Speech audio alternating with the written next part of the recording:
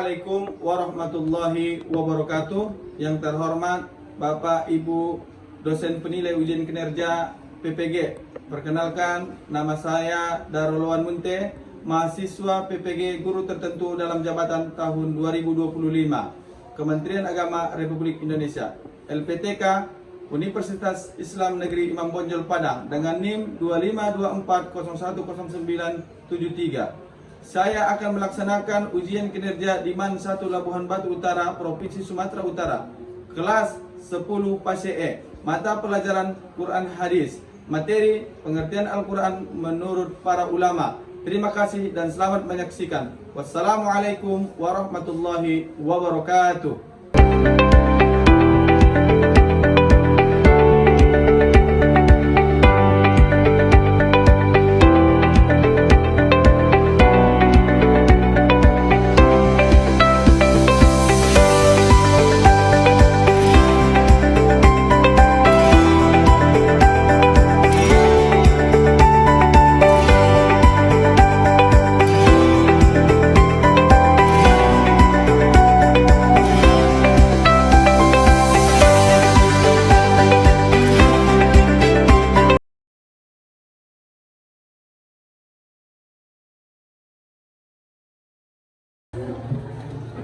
Assalamualaikum. Waalaikumsalam warahmatullahi wabarakatuh. Semangat pagi. Pagi. Apa kabar anak-anak? Alhamdulillah, luar biasa. Allahu Akbar. Bapak apa kabar Pak? Alhamdulillah luar biasa. Allahu Akbar. Baik anak-anak Bapak, sebelum kita awali pembelajaran kita di pagi hari ini, sebaiknya dan seharusnya dan selayaknya lah kita sebagai seorang muslim untuk berdoa demi kelancaran pembelajaran kita di pagi hari yang berbahagia ini. Dan untuk itu Bapak unjuk ketua kelas untuk maju ke depan untuk membawakan doa. Kepada ketua kelas, Bapak harap maju ke depan.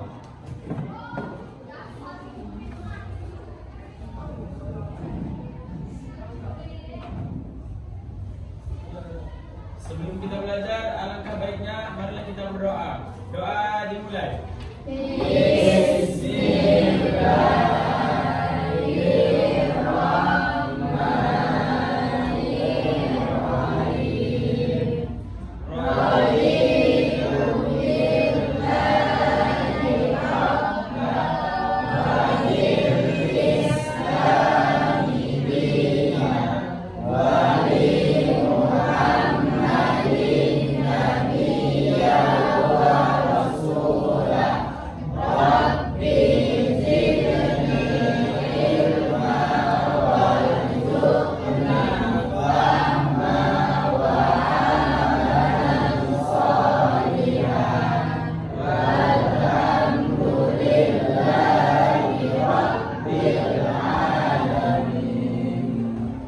Baik, hari ini Bapak akan memeriksa kehadiran kalian. Bapak mulai dari Adinda Junior, Alvin Suhartono, Hadir Pak. Ardiansyah Matandang, Hadir Pak. Arbidar Ibnu Rosyid, Hadir Pak. Hafiza Aqilah Azka Hasibuan, Aminah Muhammad Fadli Munte. Hadir Pak. Oke. Hari ini Bapak akan memeriksa kerapian pakaian kalian saat hidupnya supaya tetap rapi, gagah dan cantik-cantik. Oke, alhamdulillah hari ini Bapak lihat semuanya rapi dan baik. Anak Bapak, sebelum kita masuk materi, Bapak akan mengecek serta melihat kebersihan kalian. Tolong yang ada sampah di sekitarnya, tolong dibersihkan dan segera buang ke tong sampah. Mau diperiksa. Kalau sudah merasa memang tidak ada sampahnya, ya yang lainnya mana masuk sampahnya ada, tolong dibuang. Oke, Bapak lihat bersih. untuk meningkatkan rasa kecintaan kita kepada bangsa Republik Indonesia ini, baiknya kita memang menyanyikan lagu Indonesia Raya. Nah, hari ini Bapak harap kalian semuanya berdiri. Sebelum kita mulai, berdiri dong.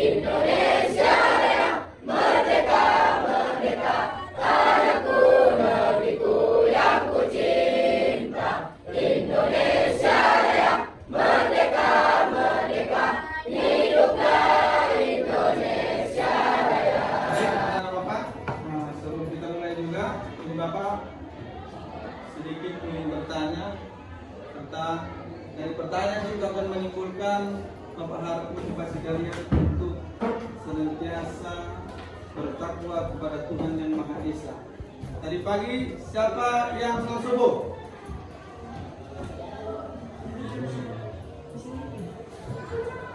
Alhamdulillah. Oke, luar biasa.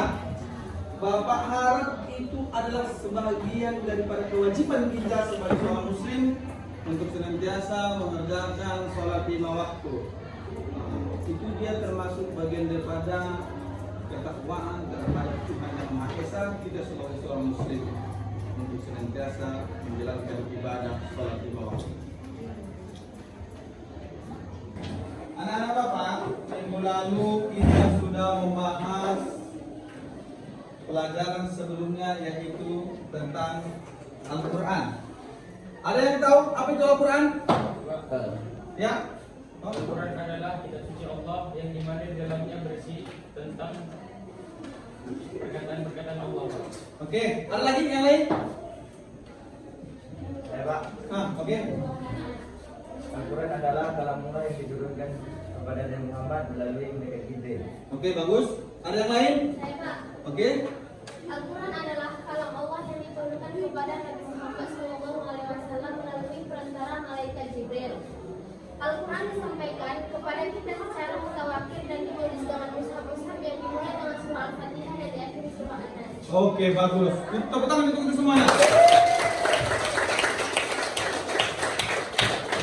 Anak-anak Bapak, materi kita pagi hari ini ialah pengertian Al-Quran menurut para ulama.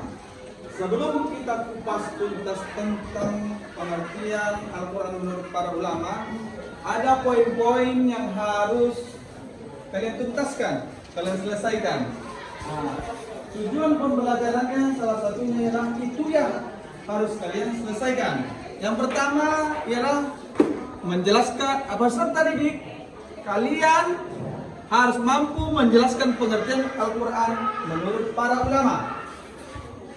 Peserta didik itu kalian mampu menjelaskan nama-nama Al-Quran. Dan yang ketiga, peserta didik mampu menunjukkan perilaku orang yang berpegang teguh terhadap Al-Quran. Itulah yang harus kalian mampu memahami dan tujuan daripada pembelajaran kita pagi hari ini.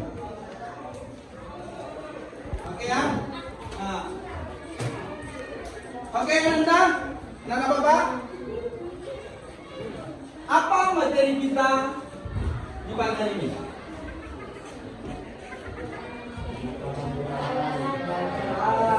Pengertian Al-Quran menurut para ulama. Oke, baik Nanda Bapak. Sebelum kita kupas tuntas ini, sebelum Bapak jelaskan, adakah yang sudah tahu, yang pernah membaca sebelumnya, yang pernah mengingat pengertian Al-Quran menurut para ulama? Ada yang tahu? Oh, oke, baik. Salma? Menurut Al-Asy'ari, kata Quran berasal dari lafaz corona yang artinya menggabungkan sesuatu dengan yang lain. Oke, baik. Tepuk tangan untuk Salma. Anak-anak Bapak, Bapak akan menayangkan video mengenai Al-Quran menurut pengertian Al-Quran menurut para ulama. Mari kalian saksikan dan cermati dan pahami dengan betul-betul dengan keseriusan masing-masing supaya dapat memahaminya dengan baik. Bapak akan menampilkannya. Ini kita akan membahas tentang pengertian Al-Quran menurut para ulama. Pengertian Al-Quran secara etimologi, yang pertama menurut Al-Lihyani, Al-Quran itu berasal dari kata Qur'an, artinya telah membaca. Kemudian menurut Imam Al-Asy'ari, Al-Quran ialah berasal dari kata korona, artinya menggabungkan. Menurut Al-Faro, Al-Quran ialah berasal dari kata qoro'in, artinya petunjuk atau indikator. Menurut Az-Zujaj, Al-Quran berasal dari kata Al-Qur'an, yaitu kumpulan. Kemudian menurut Asy-Syafi'i, Al-Quran ialah isim alam atau nama kita, tidak terdiri dari kalimat lain. Selanjutnya pengertian Al-Quran secara terminologi atau istilah. Syekh Muhammad Khodiribi berpendapat mendefinisikan Al-Quran ialah lafaz atau firman Allah Subhanahu wa taala yang berbahasa Arab yang diturunkan kepada Nabi Muhammad SAW untuk dipahami isinya dan selalu diingat, yang disampaikan secara mutawatir, yang ditulis dalam mushaf, yang dimulai dengan surah Al-Fatihah dan diakhiri dengan surah An-Nas.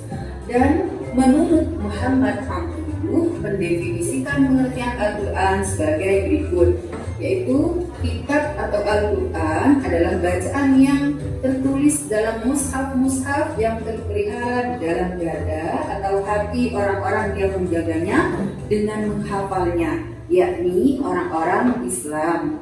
Kemudian menurut Sufi Saleh mendefinisikan Al-Quran sebagai berikut. Al-Quran adalah kitab Allah yang mengandung mukjizat yang diturunkan kepada Nabi Muhammad SAW, yang ditulis dalam mushaf-mushaf yang disampaikan secara mutawatir dan bernilai ibadah ketika membacanya. Kemudian menurut Muhammad Ali As-Sabuni, nah pendapatnya ini hampir sama dengan pendapat Syekh Muhammad Khodiribi, yaitu Al-Quran adalah firman Allah Subhanahu wa taala yang tiada tandingannya, diturunkan kepada Nabi Muhammad SAW, penutup para nabi dan rasul, dengan perantara malaikat Jibril. Kemudian ditulis pada mushaf-mushaf, kemudian disampaikan kepada kita secara mutawatir, membaca dan mempelajarinya merupakan ibadah. Dan Al-Quran dimulai dengan surah Al-Fatihah dan ditutup dengan surah An-Nas. Dengan 4 pengertian tersebut, kesimpulan pengertian unsur-unsur Al-Quran yaitu: pertama, merupakan firman Allah atau kalamullah; kedua, berbahasa Arab; ketiga, diturunkan kepada Nabi Muhammad SAW; keempat, mengandung mukjizat; kelima, disampaikan secara mutawatir; 6, diawali dengan surah Al-Fatihah dan diakhiri dengan surah An-Nas; ketujuh, membaca Al-Quran merupakan ibadah; kedelapan, terjaga kemurniannya. Berikutnya nama-nama Al-Quran. Yang pertama yaitu Al-Quran atau disebut dengan bacaan atau yang dibaca, sebagaimana dalam surah Al-Baqarah ayat 185. Kedua disebut Alkitab atau tulisan atau yang ditulis, sebagaimana dalam surah Al-Baqarah ayat 2. kemudian disebut dengan Al-Furqan atau pembeda, sebagaimana yang ada dalam surah Al-Furqan ayat 1. Kemudian Az-Zikir artinya pemberi peringatan, sebagaimana yang demikian tadi pengertian Al-Quran menurut ulama. Sampai di sini, terima kasih banyak, semoga bermanfaat. Assalamualaikum warahmatullahi wabarakatuh. Anak Bapak, setelah menyaksikan video tayangan berikut itu, jadi kesimpulan daripada videonya itu Bapak harap kalian mampu memahaminya. Kira-kira anak-anak Bapak ada yang kurang paham tentang materi yang ditayangkan sebelumnya? Kalau ada yang kurang paham, silakan bertanya. Jadi ada yang belum paham? Oke, baik Tasya, silakan. Jadi Pak, di sini kan katanya ulama-ulama dari Imam Al-Asy'ari, Al-Quran itu artinya menggabungkan. Apa maksud dari kalimat yang menggabungkan itu Pak? Oke, baik. Tasya bertanya tentang kenapa Imam Al-Asy'ari itu mengatakan Al-Quran itu merupakan menggabungkan. Kenapa dikatakan menggabungkan? Ulama Asy'ari itu mengatakan menggabungkan karena kumpulan daripada ayat Al-Quran itu tidak keseluruhannya turun. Tidak sekaligus turunnya Al-Quran itu langsung 30 juz. Karena terdiri dari beberapa ayat, maka dari dimulai dengan surah Al-Fatihah, diakhiri dengan An-Nas. Jadi makanya Al-Quran itu turunnya mutawatir, beransur-ansur. Makanya beliau menyimpulkan menggabungkan, karena menggabungkan seluruh ayat itu maka dikatakanlah dia Al-Quran. Setelah tergabung maka dikatakanlah dia Al-Quran. Begitulah kira-kira menurut ulama Al-Asy'ari pengertian daripada Al-Quran. Tayangnya video berikut itu, Bapak harap kalian bisa memahaminya. Kalaupun ada yang kurang paham dari materi yang tayang di video itu, silakan bertanya. Ada kira-kira yang kurang paham, saya belum mengerti, gitu. Saya tadi kayaknya kurang jelas. Kurang jelas tadi apa maksud daripada ayat itu? Apa maksud daripada nama-nama Al-Quran itu? Kira-kira kalau ada yang bertanya, silakan bertanya. Sebelum kita lanjutkan pembelajaran selanjutnya. Pak, saya izin bertanya Pak. Oke, baik. Tentang materi nama-nama Al-Quran yaitu Al-Furqan. Saya kurang memahami materi tersebut Pak. Bisa tolong jelaskan kembali? Oke, baik. Bapak akan menjelaskan tentang pemahaman Al-Quran, yaitu kenapa dikatakan dia Al-Furqan. Al-Furqan itu maksudnya adalah pemisah, pembeda daripada yang lain. Kenapa dikatakan dengan pembeda? Pembeda itu antara membedakan antara yang hak dan yang batil, antara membedakan yang benar dengan yang buruk. Itulah dia dikatakan dengan Al-Furqan. Dari filosofi spiritual, makna daripada Al-Furqan secara akidah, Al-Furqan menunjukkan mana jalan yang diridhai oleh Allah Subhanahu wa taala dan mana yang membawa pada kesesatan. Secara moral yaitu mengerjakan nilai-nilai kebenaran, keadilan dan kasih sayang. Dan secara sosial, Al-Furqan menjadi tolak ukur hukum dan etika dalam kehidupan bermasyarakat. Begitu kira-kira. Pak, bisa dipahami? Oke, terima kasih. Anak-anak Bapak, setelah kalian mendengarkan daripada video yang Bapak tayangkan, dan Bapak sudah juga menjelaskan materi tentang Al-Quran menurut para ulama. Jadi di sini Bapak akan membuat kelompok. Kita akan membuat kelompok dari materi yang telah kita pelajari. Nah, di sini akan Bapak memberikan LKPD untuk setiap kelompok, dan setiap kelompok itu akan menguraikan daripada pengertian Al-Quran menurut para ulama serta nama-nama Al-Quran Di situ nanti kalian jelaskan, simpulkan, dan jelaskan di depan. Setiap kelompok akan menjelaskan ke depan menurut pandangannya masing-masing. Oke? Paham? Oke. Untuk itu silahkan bentuk kelompok masing-masing.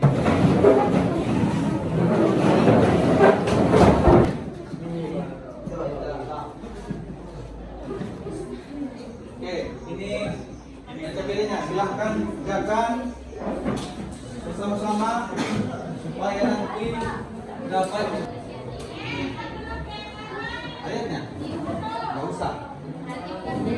Iya, pengertiannya aja.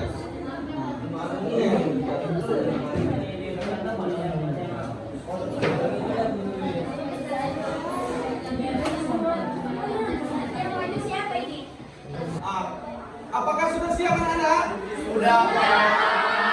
Oke. Kalau LKPD-nya telah selesai, kalian akan menjelaskan setiap tugas yang kalian kerjakan ke depan. Setiap kelompok itu minimal 2 orang untuk maju ke depan untuk mempresentasikan daripada kerja yang telah kalian selesaikan. Nah, untuk kelompok mana duluan untuk mempresentasikan? Baik, kelompok 4 mulai.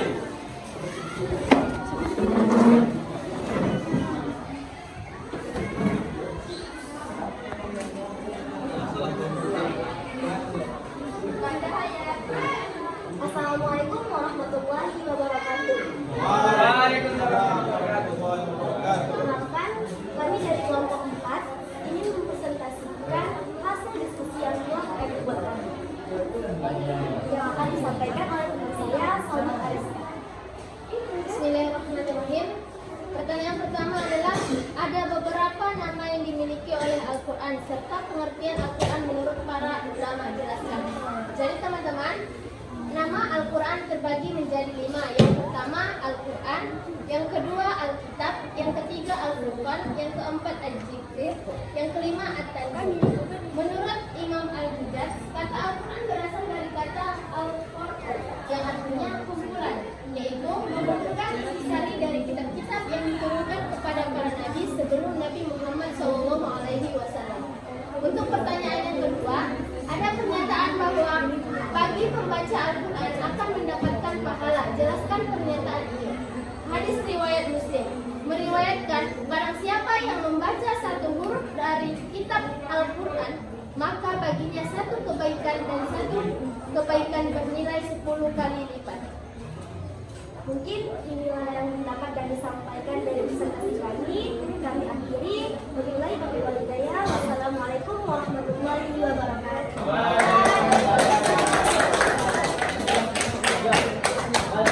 Oke, selanjutnya kelompok mana lagi? Oke, baik. Kelompok 1 silakan maju ke depan.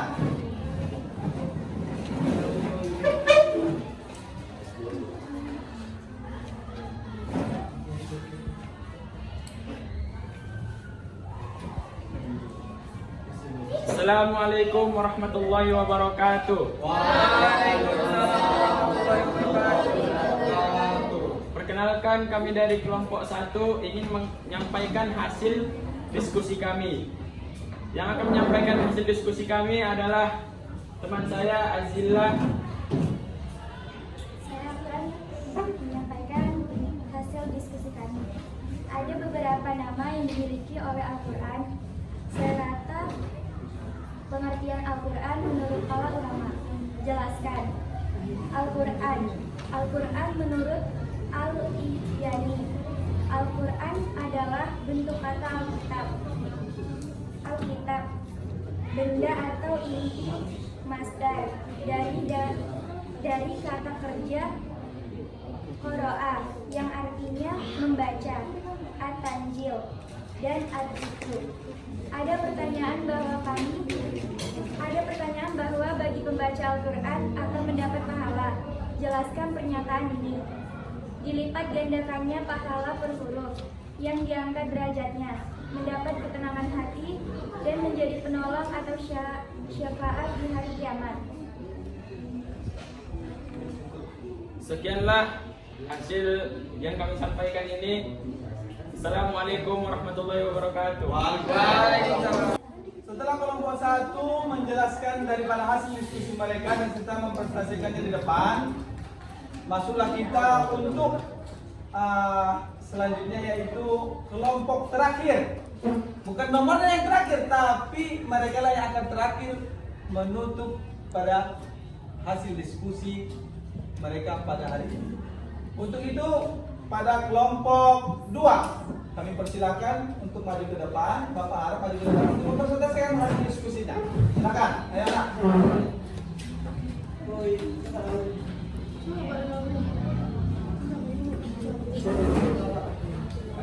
Assalamualaikum warahmatullahi wabarakatuh.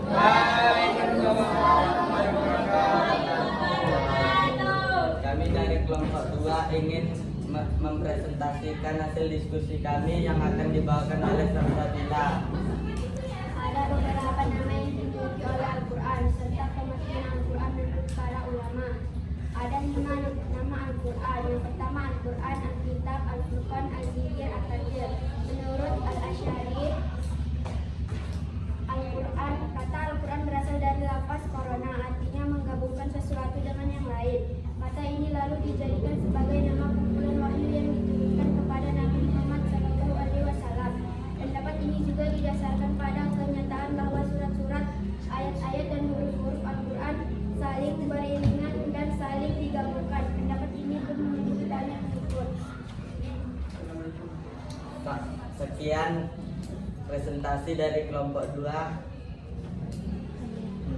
Wassalamualaikum warahmatullahi wabarakatuh.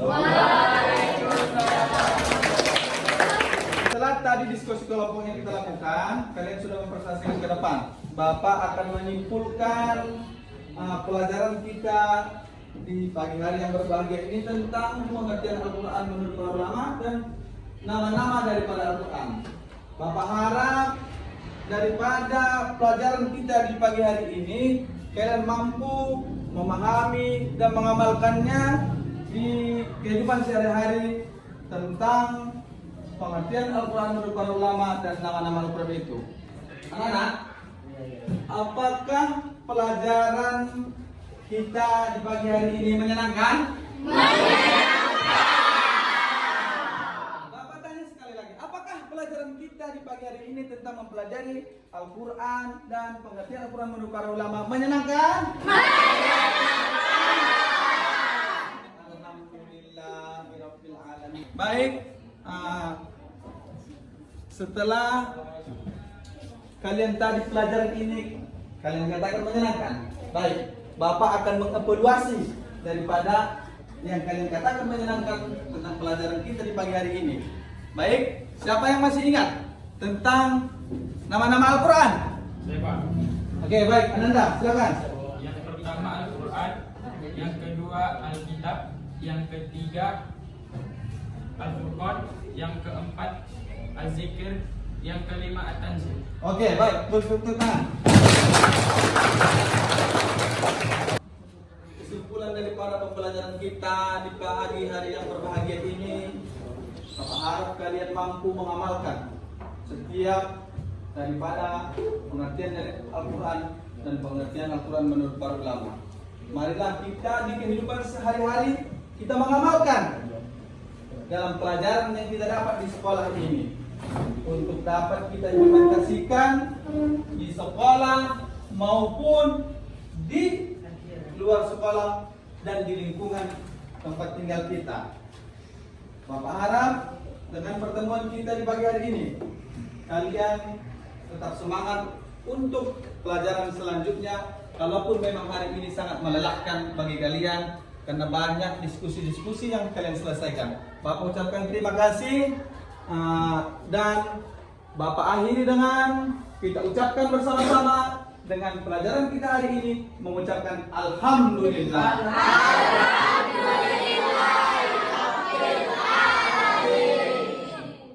Assalamualaikum warahmatullahi wabarakatuh.